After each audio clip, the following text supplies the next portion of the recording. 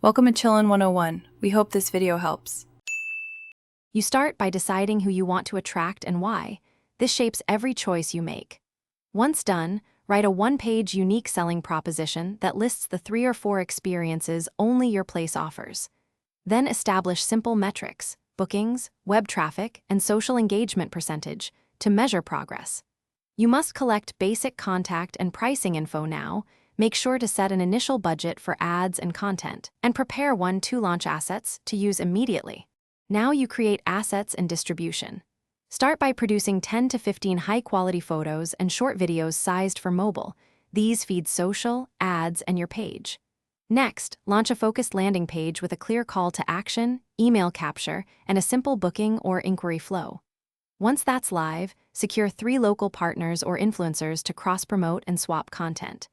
Make sure to schedule posts, set a /B ad tests, and track cost per lead as you scale. Finish by launching campaigns across paid and organic channels while watching cost per acquisition and conversion rates closely. Once running, optimize weekly, refresh creatives, tweak offers, simplify the booking user experience, and adjust price points based on demand. Make sure reporting is automated so you spot drops quickly.